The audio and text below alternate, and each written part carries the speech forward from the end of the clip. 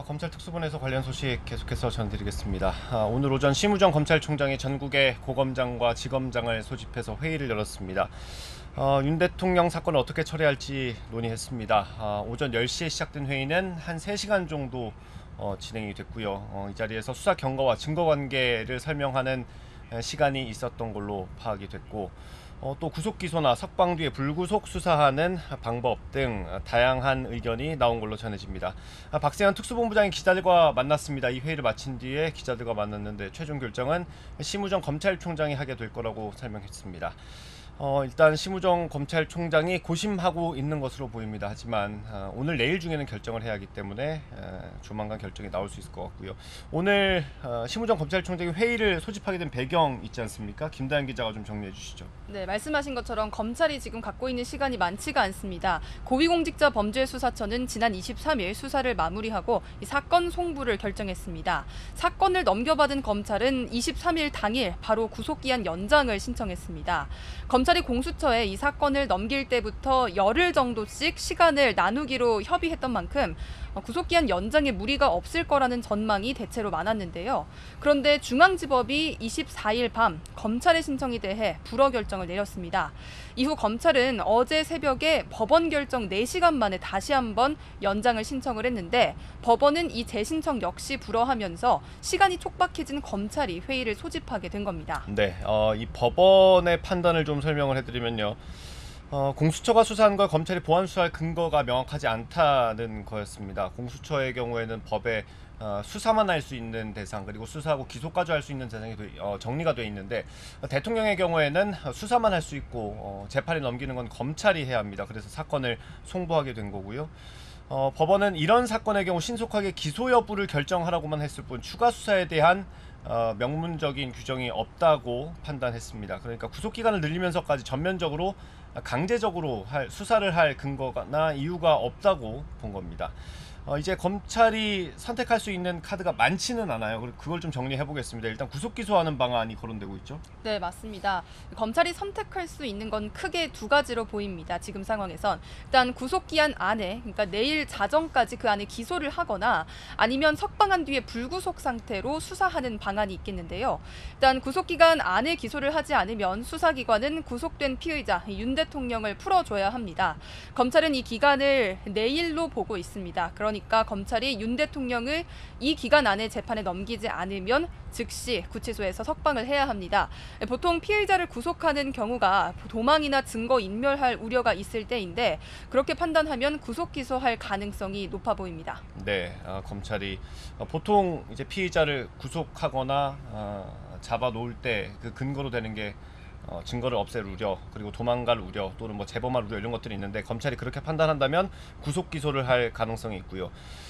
지금 윤 대통령에 대한 수사를 하지 못한 상태입니다. 사건을 받은 지 얼마 안 됐기 때문에. 그럼에도 불구하고 검찰이 기소할 수 있는 준비는 충분히 돼 있다는 분석이 많습니다.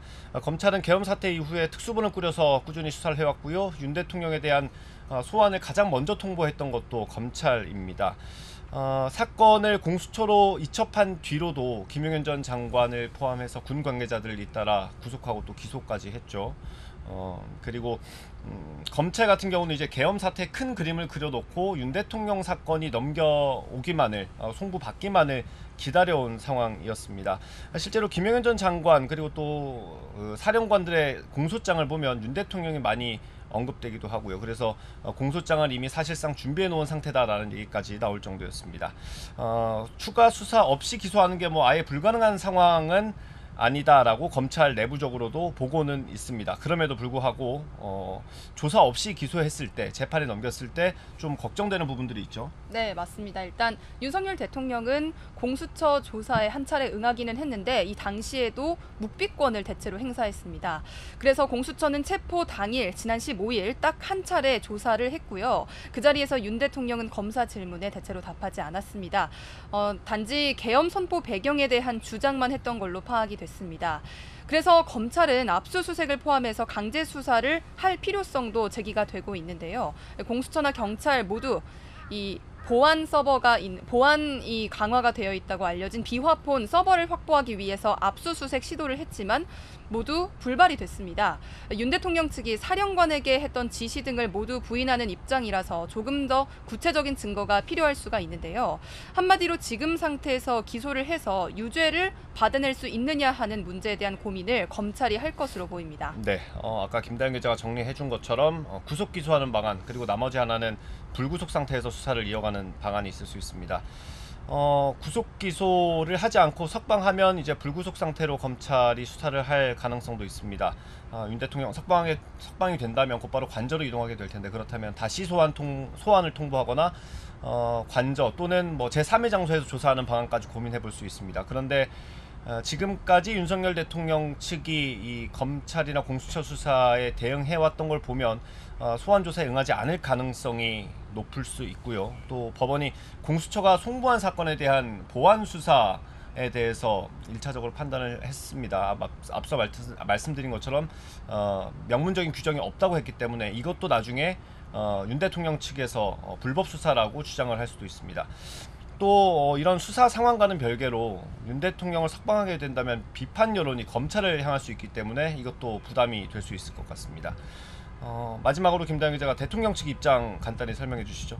네, 윤 대통령 측은 대통령의 구속기간 연장이 법원에서 거듭 불어대자 대통령의 석방을 주장했습니다. 서울중앙지방법원의 결정은 사법부의 마지막 자존심이라고 평가하기도 했습니다. 또 검찰이 2번이나 구속기한 연장을 신청한 것에 대해서 공수처 수사가 미진하다는 걸 자인한 거라면서요. 검찰이 구속기소를 강행한다면 공수처와 함께 위법 수사에 대한 책임을 묻겠다고 경고도 했습니다. 또 체포 적부심에 소요된 시간을 합산해서 48시간이 되지 않았고, 이를 바탕으로 구속기간을 계산해보면 25일 자정까지, 그러니까 어제부터 구속에서 풀려났어야 한다고 주장하고 있습니다.